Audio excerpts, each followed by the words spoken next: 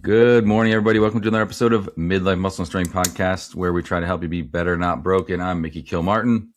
With JP Wioncek. I don't know why I have a pen because I don't write anything down. This is right off the top of my head. No, it's because I was just moving it out of the way here. So we're going to talk all things CrossFit Opens, quarters, semis, games, all those layers and more today. I say that like with a question mark in parentheses because I think JP and I might have more questions than answers in some regards. But we can do a quick little update on things. Been a little while since you talked about what you're doing. We'll just do a very short update. Yeah. How's your spring going as far as fitness things? What you got rolling? It's been slow. I feel like with we got family, we got in town, we got my wife traveling for work, and it's been very broken up. So I've been trying to get it in when I can. It's funny. I feel like I work out like carrying my kids around a lot, doing yard work this time of year. It's not really in the gym stuff, which like I think I had a goal of like, okay, I want to start lifting heavy again, but I might have to wait like another month for like mid-April, May, just because it's just so hectic. I have been so inconsistent. I haven't been like, it's not like I haven't been trying to do it, just getting in when I can. So I've been walking and stretching more, just because it feels like I can move my body. My body feels good, but not necessarily like in the gym lifting or moving the needle too far. So yeah, You're active though. You're active. Yeah, it's not like very active. Just not like, I think sometimes as a coach you always have a plan, and it's like I'm always changing. I always have to change it, just with life circumstances. But I think that's just kind of the season we're in as parents, and just trying to go with the flow.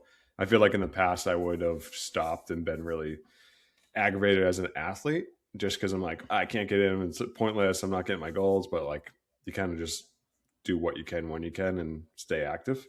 So I'm happy. Reflecting on it, I'm happy that I'm still moving and doing things, but there's a little itch I want to scratch of like getting something done. So, but yeah, we're bobbing and weaving. It's that's all you can do. You got to adapt. I totally understand the when I was an athlete thing. Like if it's not all in, then I'm just like, what's the, you want to be like doing something, like you're on a program moving it forward. But sometimes in this season of life, it's just like, did I do something today that was productive as far as fitness goes? Yeah, I got 15,000 steps because I was chasing my kids around and got the yard raked or whatever. And like, that's enough a lot of times. Yeah. For me, it's super busy time. We're going to have like my soccer starts up pretty soon for outdoor stuff. The girls' soccer is going to start up soon. And, like you said, the spring yard work stuff starts to pile up. So super busy. So I'm doing like 3 or 4 days a week of like actually working out in the gym. And then the other days I'll throw things in that I can. Like the other day I had a little bit of time. So I did a carry workout that I posted. It was like 25 minutes just because the kids were outside playing. There was nothing going on. So I was like, all right, I'll do this really quick. But the main thing I'm focused on right now is I'm going to do Murph in May. So I have like my Murph prep going. So it's a lot of push-ups, pull-ups, and like squat volume just to get ready for that, and a good mix of running in there. And there's a team on Trainer Heroic that you can join if you want to. It's Murph26 is the code, and it's totally free. You can do exactly what I'm doing. But I did this prep a couple years ago for 4 weeks, the same setup. But now I'm going to do it for 8 weeks and see if I feel even better doing Murph, because that was a pretty condensed prep. But that's really it. Is there a certain time you shoot for Murph? I like to do it like strict under an hour. Like that's what my goal is, which is that's not really, if you're comparing that to like at games athletes or semifinals athletes, whatever, that's not really that fast. But considering I'm not even doing CrossFit anymore, I just like, that's the goal. It's like under an hour strict, with a vest. And that's the goal. I did it in 50 minutes a couple years ago. So if I can do it in 50 minutes, close to it again, when I'm 40 years old, boom, take it, baby. That's it. So that's it right now. That's Murph prep and a little bit of soccer and just busy. That's good.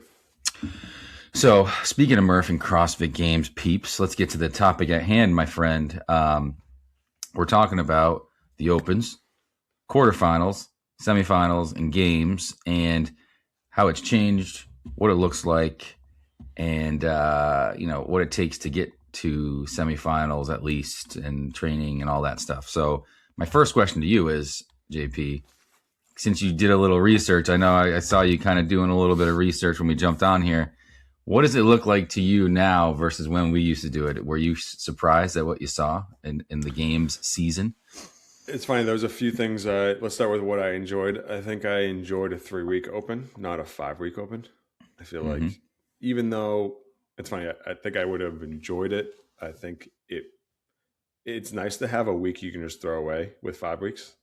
Like I Mm-hmm. always feel like I had like a blow up one week, like with a 5-week workout, and it's like it beat you up, but it didn't like kick you out of it. I feel like Mm-hmm. even though I just 5 weeks is tough to like. I feel like just training wise, like you're like the disadvantage of the 5 week is like okay, you work out, then you're almost prepping for next week already. Like so, it's like kind of like destroys 5 weeks of training where like Mm-hmm. 3 weeks isn't too far big of a block. It's like just a competition, 4-week block kind of.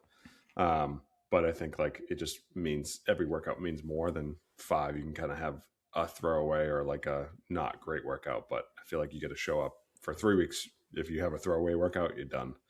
So just the consistency you have to be and the well-roundedness you have to have. Um, but it's nice that you just have to do enough almost in the 3 weeks, enough to get to like at the quarterfinal. So it's like, Mm-hmm. I don't know, pros and cons of it a little bit. And then I think it's nice now that there's a little bit of a gap between. I think there's too many stages. There's too much like so For this net, the way they do for it now, there's just for what they're doing now. I think it's like too many stages. I think it's just confusing and like okay, I made one and then like okay, I made one more and then what happens? I think it's just something new people getting used to a little bit. But I think like that stretches the season out to be too far. It should be more condensed and closer together. But I see what they're doing from a community standpoint. They want to bring more people along. So I don't know. There's pros and cons to it. I'm still digesting it a little bit, but definitely different than what we had. We had a 5-week open. Then I think it was right to semifinals. right Oh, to right, regionals, right yeah, to which was regionals. semifinals. Yeah, right to Um, regionals, and then games. It was just a little more clear cut, easier to focus on. I think there was a little bit shorter. It wasn't a ton of time between those two. Those 3 events was there? Well, I guess the well, games well, was like so pretty the late. the regionals to games was a big gap, but because they did it in the summer, so you had like I don't know a couple months for the games athletes to prep, but the regionals thing was tricky because remember it wasn't all on one weekend, so Mm. it would be like 3 to 4 weekends spread out through like the month of May. Yep. So depending when your regionals were, there could be a big gap or a relatively short one. So it was kind of relative to what region went first because they kind of picked that at random, I think. Right. Yeah, you could do the opens, and then depending on your region, you could be like a couple weeks out from opens. I mean, the regionals Mm-hmm. from opens to regionals could be pretty quick. Yeah. So yeah, So yeah, I have the same kind of outlook on it. As far as the new setup versus the old setup, I felt like the old setup, the opens were way more high stakes.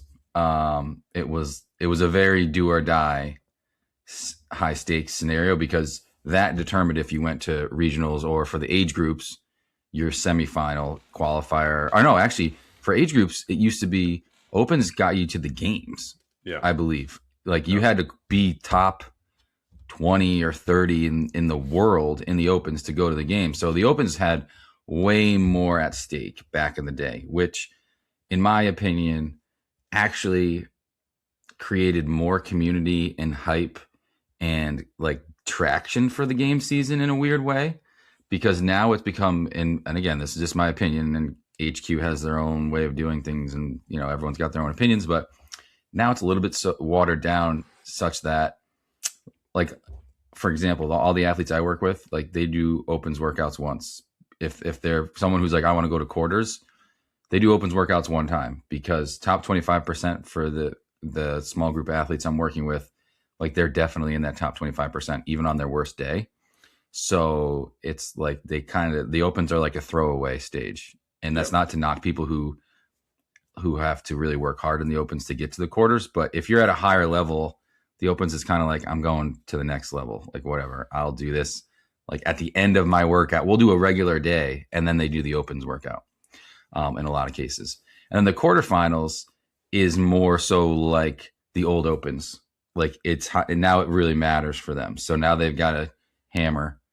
And then there's semifinals, which both the athletes that I'm working with, who are like serious competitors right now, they made it semifinals because they had to hammer quarterfinals, and quarterfinals is like one weekend. So in my mind, what it's become is like the quarterfinals now is like the opens in one weekend is like what they've done. They've like squished it all in, and now the semifinals is like this weird nether region between between the games. It's like, yeah, because I guess we can get into it, but like I honestly, as a coach, this is bad to say, but like I have a hard time figuring out like what is semifinals now. Like both the athletes I work with, Sarah Sullivan and Matt Michaud, shout out guys. I'll link them in this. They both qualified. They did amazing, and I literally texted them both. I'm like, so what do we do now? I was like, I don't know when the next thing. I know when the next thing is, but like there is in person, and there's online, Yeah. and there's invites, and there's not, and it's such a hodgepodge that I'm like, okay, so what do we do, guys? Like, are we going somewhere? Are you going to do this at your home gym? So it's just it's now very confusing to me. Back in the day, I just loved how it was like opens, these dates, regionals. All right, we're in the East region. Regionals, this is the dates, and this is who qualifies. And then the games, everybody knows, Madison or Carson or, wherever it's going to be. And it's these dates. It was much more clear cut, and now it's become more convoluted and hard to track. So it's like age groups are, for this is the first semifinals. Age groups are from May 7th to May 11th. Yep. And then a month away. Yeah, but it's kind of like we just talked about, like, and then May 14th to 17th is adaptive, and then team is June 4th to 8th, and then individuals are June 11th to 15th. So like it's kind of like the old regionals was, is depending on what group you're in, like you have more time to train. So, which, yeah, I guess if you're in age group, you kind of just want it. I mean, it's like a month away. So it's like you just finished, was it last weekend? Yeah. Last weekend they did. Yeah, they submitted the scores on Monday. To kind of train for the next thing, which I guess if you were like, I don't know how you look at it as a coach. Would you rather have like, let's say an older age group athlete, like have more time or less time to prep for an event? Or it's almost like the recovery time between. It's like, hey, do you want more or less? Yeah, it's so tricky because, well, let me ask you this. Like, did you like how it was when we did it? Like we had February into March opens, and then you had, I think, what did we have, 4 weeks maybe until regionals? Did you think that was like too condensed? Or as far as training as an athlete, did that give you enough time to recover or adapt? Aside from the fact that, the opens just blows up training, right? Like you just, right. All your momentum kind of stops at the opens, and then I think I just would rather have a shorter season to like prep for. I don't know. I think for me, it's just like I wanted to do the opens, I wanted to do regionals right away, and then whatever happened after that. I'd rather just, because you're trying to like stretch your fitness, like because you can only peak so long, right? Yeah, I felt like if I was going to peak for something, I'd rather have it like within 60 days the max, rather than going like 90 to 120. Like, just like it's too long, So for me, I would just rather do it all, like because also it's like the discipline of like your sleep, your discipline of eating, like all those things. Like, not that you're just fighting for the off season or you want your off season to come right away, but it's like, it's tough to like mentally stay in that state for, that continued amount of time. Yeah. And not to mention the stress of, the mental stress of training and the physical stress of training. And then thinking about the stuff for so long. Remember how many, like we would redo those regionals workouts like week on week on week because we had kind of a middle or later regional that year in 2016. So we were able to like practice those workouts over and over again. And that definitely helped us get better at them. But it also, it's just stress on your body continuously. And then you get into the whole idea of like, okay, if our regional is a different week, it creates competitive advantages for like later regional weekends versus earlier regional weekends, et cetera. So, I mean, that system wasn't perfect either. But it is just seems to be like a stretched out, no matter how you slice it, the CrossFit season's a little bit long and hard to plan for training, and definitely is not conducive to getting, in my opinion, fitter between the opens to your semifinal or regional. Maybe from the semifinal or regional to the games, you can figure something out and do some stuff because it's a little bit of a longer wait. But the opens to regionals or semifinals, whether it's 2016 or 2026, that period of time is kind of a hot mess. It's like as far as a coach and training and planning, because once open starts, I kind of know we're not getting a whole lot done. It's like maintain what you have. And I always tell the athletes like that I'm working with, I tell Sarah and Matt, I'm like, hey, listen, we're not getting any fitter now. Now it's like the goal is to maintain. This is basically like we're in season now. Like if I was coaching a football player or a soccer player, it's a very similar approach. Like we're trying to avoid being hurt because your best ability is availability. Like we're not pushing and training stuff that could get you injured, but we do need to sharpen some things up. So maybe a little bit more leaning into like skill work or things we know that are weaknesses or like gaps that they have or holes they have. And then everything else is just like keep it as high as you can. But you can only keep it here for so long for it. Inevitably, it starts to kind of tick down because you can't maintain peak fitness for all that long. There's a reason why Olympians peak every 4 years, and you have seasons for different sports because you start out real good, but by the end of the season, you look at the NFL, how many injuries and stuff there are, things just start to peter out. So that's my approach is like once open starts, it's maintain mode. Like try to maintain as long as you can because you're likely not hitting any PRs or anything like that during that stretch. And I feel like it's the worst time of year for it.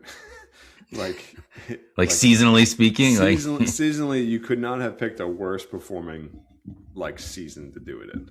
Like that spring transition, spring to summer. Like people you could have like pollen or get sick. Like New England, like everyone kind of gets sick when the season changes a little bit, and like you're in the opens and you miss like a week. Every year, remember you've seen every year people like are like, oh, I couldn't do 1 week of the opens because they got like the flu or something nasty, right? And it's like, okay, cool. Like I'm out.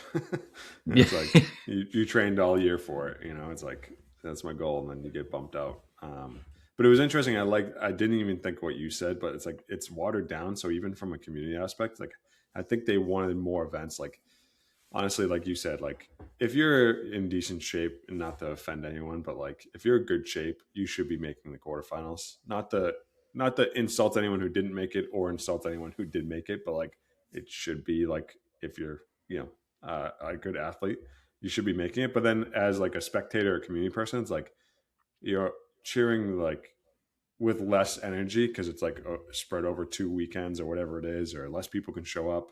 It's better to be like, hey, this is when the opens is. This is when we need everyone to be here.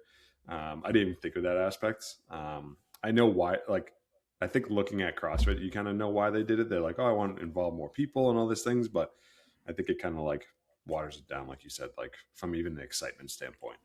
When we competed, we always did like a Friday night lights, and everyone was there, and like it was so cool. And then like I feel like I don't know, maybe I could be wrong. I'm not in the CrossFit gyms now, so we'll have to ask someone.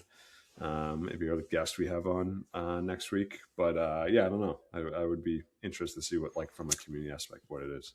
Yeah, I think again, and this is us making observations. We're just flies on the wall, right? Me and you. But from what I know, talking to the athletes, and again, I don't want to poo-poo CrossFit because I have athletes doing this, and I think they're CrossFit HQ is trying to adapt, right, with the times, and because they had a little, I think they've sort of like flattened out. They had a peak probably 2014 to 2016 where they had like the most people in the opens they've ever had, and then it sort of started to peter out a little bit and fizzle, and now they flattened out, and I think they're trying to figure out a way to capture that magic again and bottle it up. And That's why they've been changing the formats, along with some financial reasons and incentives that there are for maximizing profit, minimizing costs. As a business, that makes sense. But yeah, it's hard to match that Friday Night Lights magic and energy if you've never experienced it. And I feel like basically after 2018, it probably is no more. Like once COVID hit and they started to change things and they changed the format, that magic is unique, and that energy that people would bring. Because you used to run a gym and like head coach, like people who were never going to sniff the semifinals in their life, our regionals back then, as we called it, gave everything they had at those Friday Night Lights workouts, both in the workout they did, but also supporting everyone around them. So it didn't matter who they were cheering for. It could be someone trying to get their first pull up or someone who was a regional hopeful. Like that energy was the same across the board.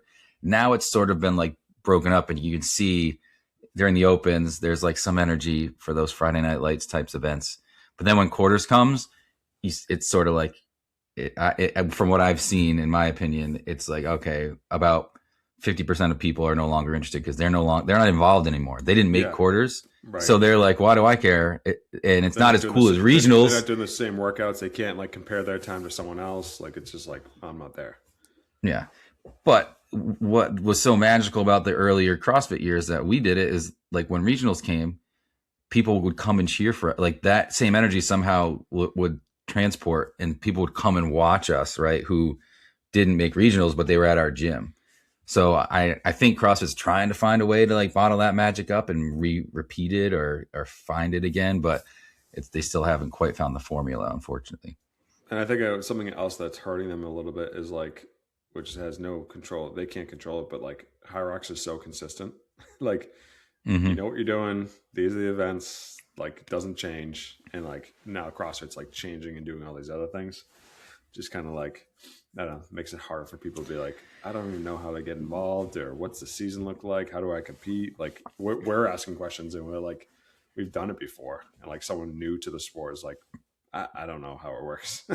Like, that's a great point I didn't even think of, but the High Rocks energy right now, when you like the events, very much reminds me of regionals. Remember how much hype there was at regionals and like how many people would go? People have done it. They know how it feels. They're like, oh, this is the way I used to feel during the sled, or I know how it feels during the sled push. And it's so much more impressive to see someone else like plow through it or like put up a super fast split.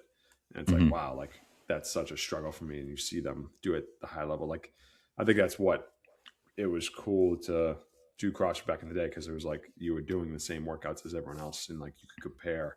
You kind of know how it felt, and yeah.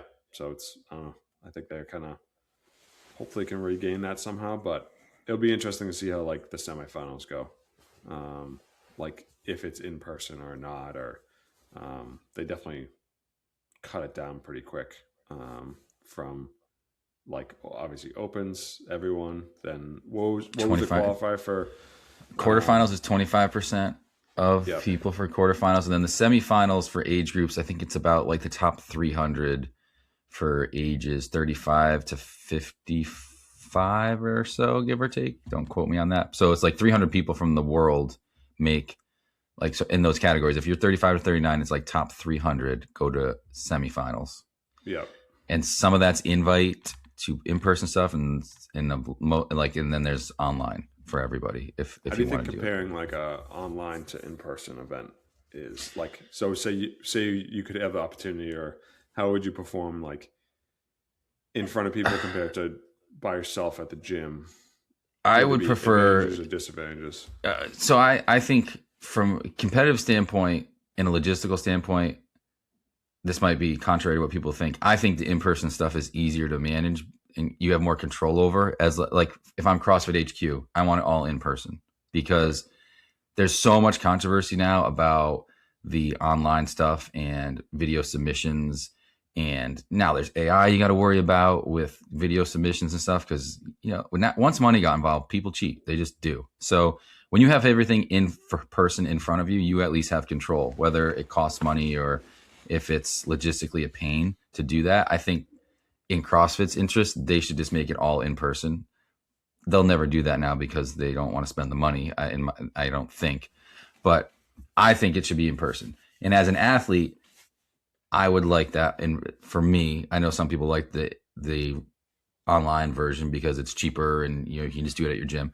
But then I know it's like, okay, everything's above board. Me and you are on the same floor, or at least doing the same workouts. And like there's one day, and the stress is actually off for me. Like I'm not worried about doing redos or videos or finding a judge or any of that stuff. It's like show up here on these 3 days, do these 6 workouts, you're done.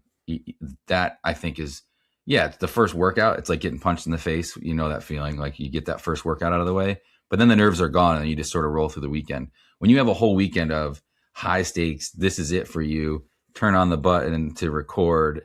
That's, I think, a nightmare for me. I would never want to do that. The recording part, it's like, is this even like, I'm working so hard right now and this could be like for nothing.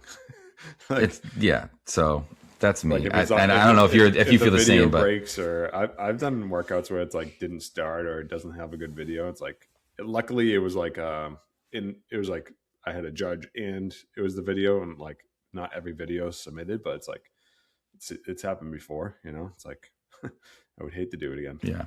Well, I've even seen people doing great at the gym, and then like you see their video not working, and you're like, you have to tell them to stop. Like, yeah. And they're like in the thick of it. They're like, oh, no. In the middle, and like they're hurting. It's like, stop. Like we got to record that. Like this isn't we can't submit this. Our 2016. I don't know if you know the story. Shannon had to redo one of the workouts like so many times because her original video where she's crushed. It was the deadlift workout. Yeah. Literally the deadlift workout, the worst one to have to redo. Which was like one of the hardest ones to recover from. Yeah, she did it like 3 times because the first recording like got deleted somehow. Yeah. And she was somebody who was like top 50 in the region, so they were gonna take like her videos. So she had to do it a bunch of times. Like I want to say maybe 4 times, and it had to have destroyed her back. Oh yeah. You imagine that stress, like to this day, it's destroyed. Yeah, it's like she hasn't walked right since. But yeah, so anyway, yeah, I think regionals. What do you think from a coaching standpoint? Like so far, like through the, obviously people have asking strategy. Hey, how do you break this workout down? Like you've seen the movements, like from a programmer standpoint, like just maybe the opens, like first. So. Like what the workouts look like, you mean? Yeah. Like, do you think it's like, oh, I like the programming, or is it like, like, or what do you think they're missing? So again, it's limiting. It's so limiting for them to be like, okay, we have to do online. Everyone's accessible. I feel like it's kind of vanilla. They didn't really like. There's nothing. So this is again the problem with the layers, where they created all these layers in the opens. And again, I know you want it to be accessible. But I thought they had kind of fixed that by doing like scaled and that stuff for the opens. And I think they still have the scaled divisions, et cetera. But now that there's all these different levels, you have opens, quarters, semis, games, and you're trying to like level it for like who's going to make quarters. Okay, now it's, no scale. This is the real deal. And then you're like, who's going to make semis? Okay, now let's step it up. The workouts, it becomes really hard to program and make it diverse and unique. Because if you have the opens and you want it to be accessible to everybody, you're now sort of pigeonholed into like a handful of movements that everyone can do or should be able to do, right? And feel like they did the workout, and just like Rich Froning did it or whatever else, or whoever's the big wigs now. It's like, James Sprague and all these other guys. So now it's just too, and again, some people are like, the program's a program. If you're fit, it doesn't matter. Yes, it doesn't matter, but it's not entertaining to watch people just do like lunges, like body weight lunges for 15 minutes or wall balls and step ups. Yeah. Like that's, it's very boring. So it's not like, again, if you want this to be a spectator sport, sometimes it's going to be boring, or you're going to have a half marathon row at the games, but that's, again, in my opinion, the half marathon games at the games years back was more entertaining to watch than some of these opens workouts are on the live announcements, because I'm like, these 2 movements are so boring and vanilla. Like throw something in there, a handstand push-up or something. So I don't like the programming because I think they've burned themselves by creating all these layers, because now they're like, okay, what does a quarterfinal workout look like? And what does a quarterfinal athlete look like? Okay, we can do this stuff. But now that stuff is like siloed in just the quarterfinals. What does the opens look like? This is everybody. Okay, we can only have this group of workouts because, they did have muscle ups in the opens. But again, it's like the workouts were not very fun to me. They're all kind of similar time domain, similar setup, nothing really crazy unique. From a programming standpoint, you're probably working backwards though. Like this is how I would do it. I would be like, okay, who do we want at the games, right? Yeah, and it's like, okay, we want X, Y, Z, and it's like, okay, well, how do we reflect that into semifinals? It's like, okay, these are the workouts for semifinals. Like, how do we reflect it? So it is just getting watered down, like too many steps as you go down. So it's like, this is the watered down. The opens is like exactly the watered down version, Yep. What do you think about the quarterfinals workouts? I thought they were fine, but again, there was no real heavy barbell. They had the heavy deadlift, but no heavy Olympic lift, which I thought at that point, all right, you gotta see something, see a heavy snatch or a moderately heavy snatch or clean, and see who can repeat that over and over within a workout or hit a heavy. I think a 1 rep max type of thing is a great tool at that level, and they didn't do it. I don't think they've done it in a few years. So, and again, that's because I think they're trying. That skews it. Maybe that skews it too far. Well, yeah, because it's now the sample size is so small because you only have three or 4 workouts at the quarterfinals level. So I don't know. How did you manage your masters athletes like with recovery and like going the 4 workouts? Did you strategize like what day and what time and like so the opens and so like there's 3 athletes I had going through the opens this year. I had Sarah Sullivan, I had Matt Michaud, I had Justin Cofield, and they all had different plans. Like Sarah and Matt were like they were semifinals hopefuls, and Justin we just started working together for the last year. So he was like my goal is to get to quarters, and we really weren't thinking of the opens as like a big. It wasn't really something that we cared about this year. Justin was just like, I want to see where I'm at and kind of just fall where the chips fall and go from there. But for all of them, we made a plan for the opens. So like what days you're going to do the workouts, let me know, and we'll sort of plan around that. It wasn't like anybody wasn't like super stressed about it. They just kind of did the workouts. I think maybe one of them redid a workout just because they were like annoyed about something. So they redid it just because whatever. But you plan it in the week. You have regular training for the opens. Make sure you're recovered. It's just trying to like check that box and move on sort of thing. Justin was hammering the opens workouts just because he wanted to see where he was going to fall.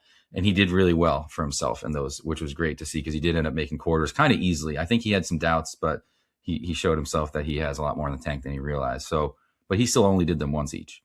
Once we knew quarters was coming and we found out the workouts, we basically planned the 4 workouts within that week from Wednesday to Sunday so that they could recover, because a few of them I knew like you could redo and wouldn't have a huge effect on you. So we sort of planned them on the front side in case you had to redo them later. But the deadlift workout for everybody pretty much was last, because I was like, once you do that workout, whatever you do after that workout is not going to go well. Like, because your posterior chain is going to be cooked. Your CNS is going to be fried because it's the heaviest barbell you're going to see. So even if you're like, oh, I don't feel that bad, you're not going to actually have a full battery for whatever you do next. So that was like, got to do that one last no matter what. And so any redos or anything had to come before that even. Fortunately, we didn't have too many redos other than some like technical difficulty stuff. So that was pretty much it. We just strategically put that workout last, and then based off of what athletes are good at, we shuffled some things around so that they could hit the workouts that they had the biggest gaps on or holes earlier with the most juice. And then the ones that were like wheelhouse workouts were in the middle of those 4. What about how'd you break up the 80 dumbbell hang squat cleans and the 40 bar muscle ups? Oh, so you want strategy in the workouts. Everybody's a little different, right? Every athlete's like that the way was the you. one that wasn't like set. I was like, oh, just interested in how you. Yeah. So like everybody's a little bit different. So like let's talk about me and you. So if me and you did that workout, right?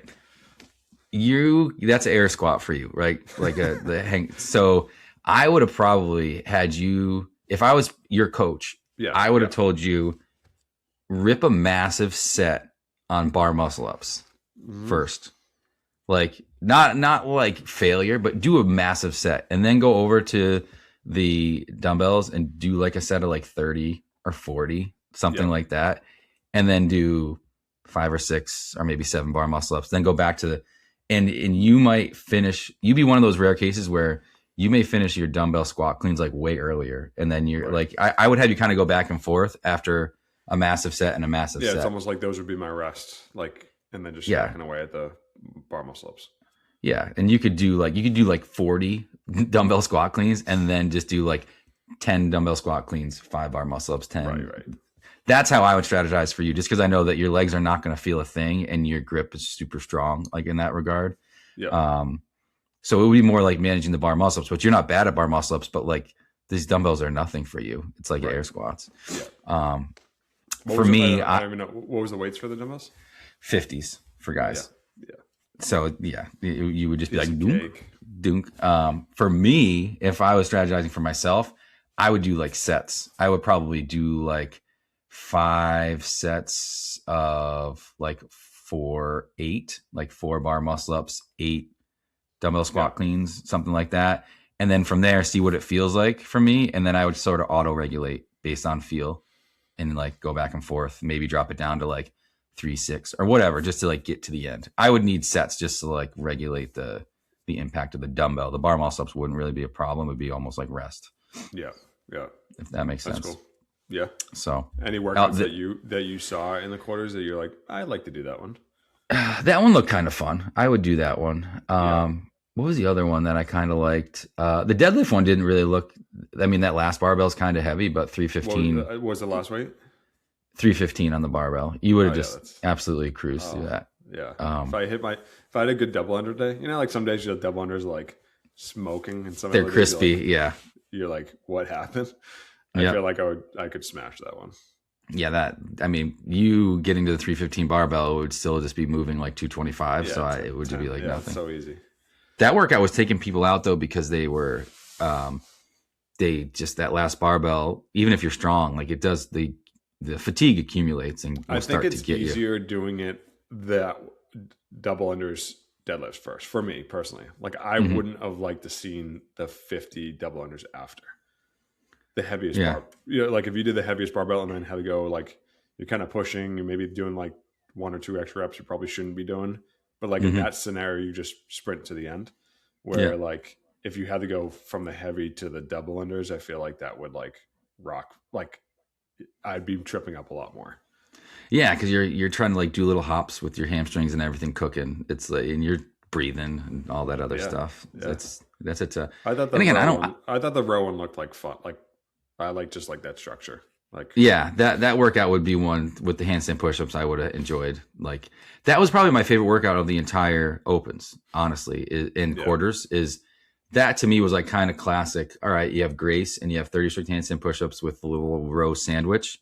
Like I like that, right? That's to me was like, all right, and then you have to show like, okay, you're a big guy who can row and do clean and jerks, but like the handstand push-ups, like almost like I might be ahead of you to that point, and then like you could easily catch up on like you could easily blow up on 30 handstand push-ups. So like then like if we were doing it head to head, I would be ahead of you going into the handstand push-ups, but you could, if I didn't pace right or be efficient that day, like you could easily pass me. Yeah, and that's what I loved about that workout is because like the row doesn't matter, but it does. It's like 5 seconds on the row is like a massive amount of energy, but really doesn't mean that much. And so you really have to strategize like where can you sit on a row, get off the rower, and just do Grace, consistently with quick singles basically, and then get back on a row and do that same pace again. So you have to find that sort of sweet spot, which I liked. That was like my favorite workout.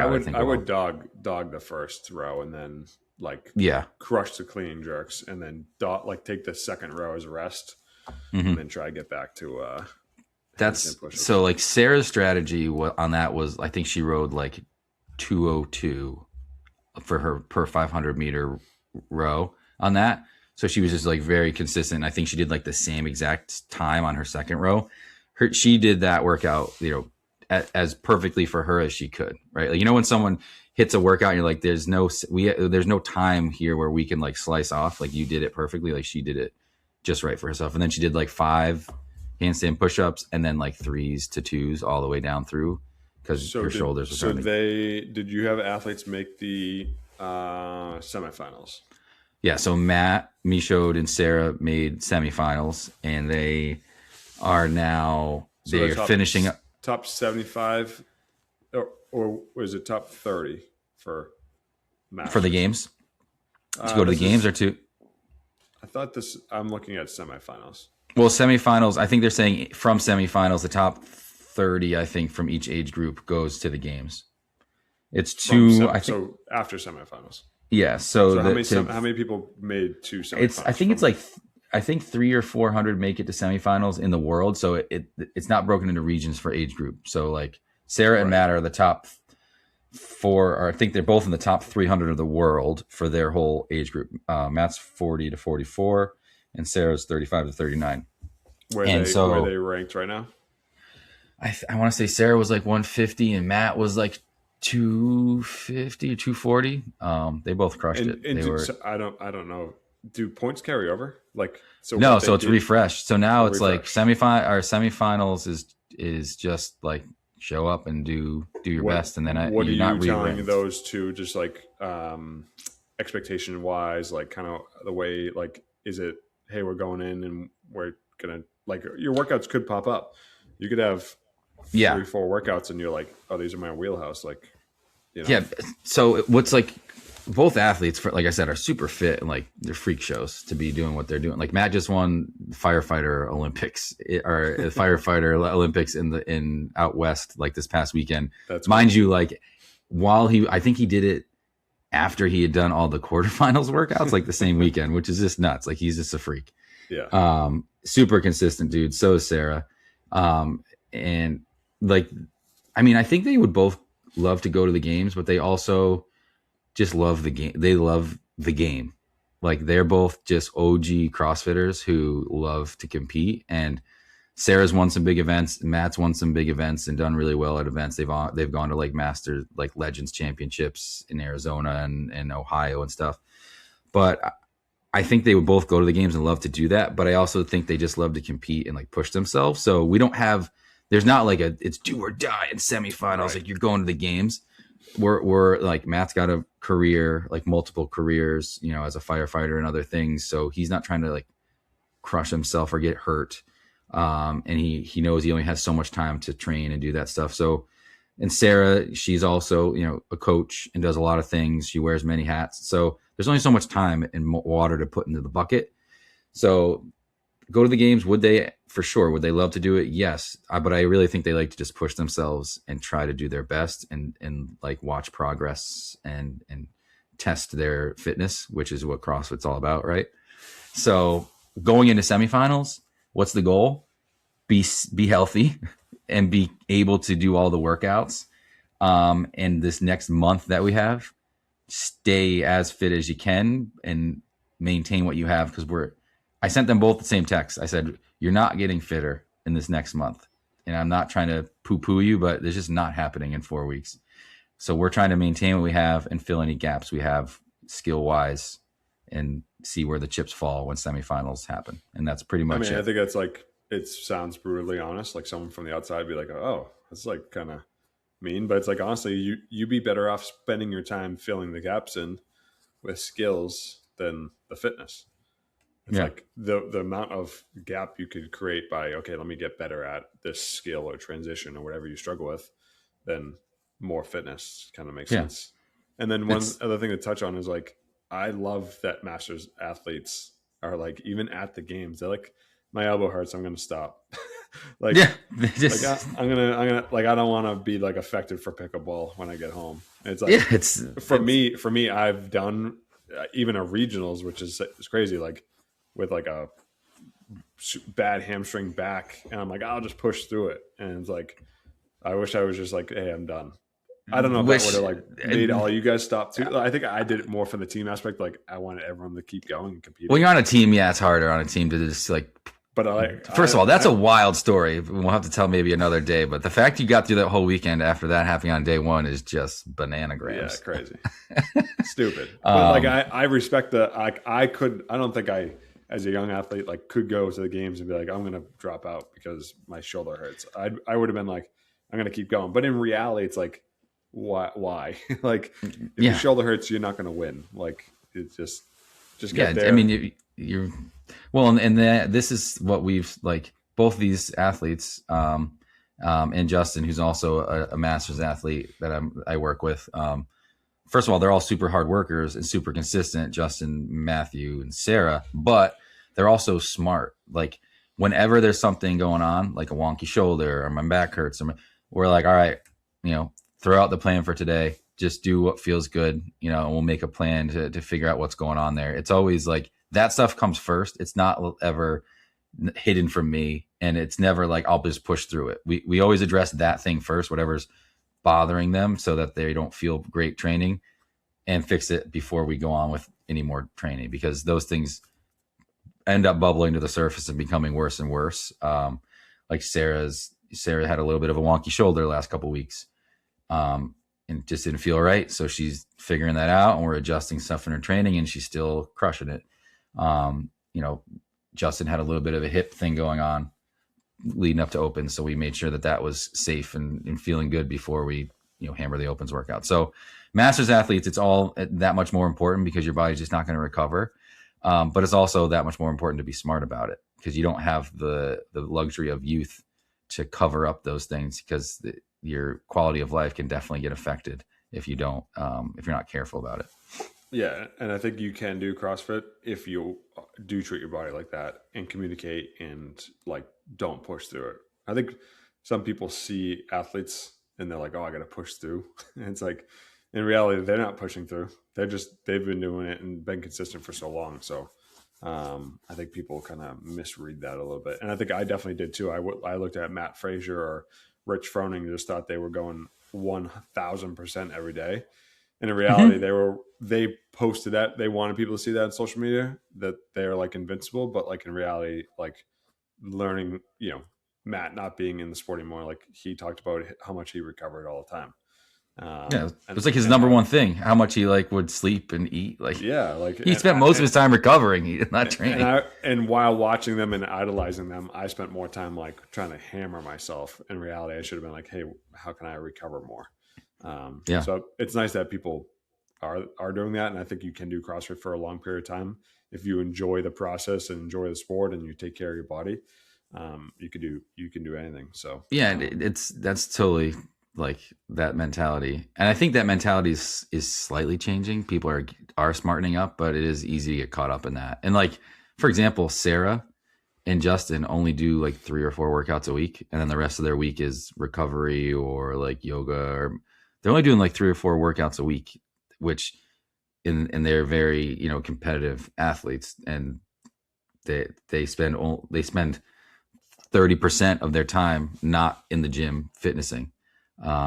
Matt has a little bit more volume, but he's just handles it well. He's a different type of athlete, but he also has days or weeks where he's traveling and he doesn't work out that much because he's traveling and he just does what he can.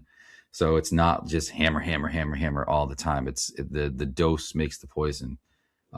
Really any level you're at, but especially when you're a master's athlete, you've got to be intelligent about that. So yeah, and that kind of segues into the kind of last thing I'll say is these 4 weeks that they're working out, maybe only 2 of them will be like super intense for Matt and Sarah going into semis, and the other 2 are going to be sort of like this week coming up is a ramp up week where they're sort of like they just had a week off. They did nothing for a week, or like maybe did some class workouts. I said after quarters, don't work out. Move your body a little bit, but take the week off, which may sound crazy with semifinals not that far away, only a month away. And then this week is sort of like, okay, get back to the gym week and sort of move your body at like 70, 80% effort and volume and intensity. And then the 2 weeks after that might be a little bit more intense. And then the week before we'll sort of taper off a little bit and just make sure everything's feeling good. What And do you that's think, it. like as a coach, like tapering, like is it? I guess personally, what do you like to do, and then like what do you think people react the best with? Because So like Did you like to? I didn't like to like taper. So when I say taper, maybe that isn't the right word to use. I didn't like to like the week before a competition or the week leading into like a weekend of competition. I still wanted to train, but it like at the most be like 80% intensity. But I wanted to hit some stuff that felt uh, heavy-ish and felt hard-ish, just not like empty the tank stuff. If that makes Yeah, sense. like Does that sound? I like to work out, but I just cut like instead of doing two sessions, I would just do one. And honestly, like keeping it to like 45 minutes would be better. I don't mind what I did in that 45 minutes. Nothing that obviously destroy yourself. You're still in that 70-80% range, but I like to move the whole time. Like I felt Mhm. like real bad like when I took like a week off, fully a Yeah. week off. Like I always, even if you told me as a coach to take a week off, I'd probably row or walk or like, do something that I'm moving my body. Obviously it's not beating myself up, go for a hike. But I didn't like to like just not do anything. Like Yeah. a full rest day was not good. Like I didn't enjoy that for my body. Yeah. That's So the similar, and that I use that approach with these guys. It's like for quarterfinals week, I think Monday, Tuesday was kind of normal ish, right? They had workouts, they strength work, and then metcon, and then the days that they had quarterfinals workouts, they basically that was like the main focus of the day. And then after that, depending on how they felt, I would send like a very loose plan that they could follow and just sort of do a little bit of this or that. So we don't really taper. It's more just like we're not doing as much stuff, and what we do is very intentional, so that we're getting good bang for our buck and still checking some boxes, but keeping them moving and keeping them like mentally in the game. Because like you said, if you do nothing, then you're just sort of floundering and thinking about the workouts, or they both like to have a plan of some sort. So yeah, this week off is not normal for them. Like it only happens a few times a year if they're like in competition mode. So I think they needed it though, because the quarterfinals weekend is 4 workouts within 4 or 5 days is tough on the body, like, and the brain. So I was like, all right, just take a week off, just chill. absolutely. Love it. Well, sir, we're about out of time here, and it's Easter morning here for us, so we're going to be doing some bunny things. Happy Easter! It's, So we got to go get cavities and diabetes upstairs. what do you guys fill in the eggs with? Oh, we got, I don't know. Shannon's got a whole hodgepodge of stuff. She's the Easter bunny. I just do what I'm told. We don't do candy in the eggs. We don't do a lot. She does a little bit. It's like we put money in there, Yeah, we and do like money. little trinkets and things like that. We do And we're like going on a trip. like little pool toys, like a little. Yeah, and we're going on like a trip to Florida in a few weeks. So like it's all like all the stuff in their baskets is kind of like leans into like it's like stuff you would have got them for yeah, the trip anyway. Yeah, yeah. It's like, so it's functional. that's good. Love it. Yeah, so it'll be Easter morning day. So we'll go from there. Hopefully the weather's nice. I don't know. I haven't looked. It's still dark out here.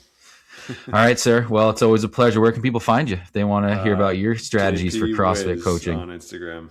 JP Wiz. And we'll have to go back and relive that regionals weekend. We should do that as an episode. We'll do that. We'll go through the workouts and talk about that. That'd actually be a fun one to talk about each workout and sort of a little bit how it felt and went and stuff. Yeah.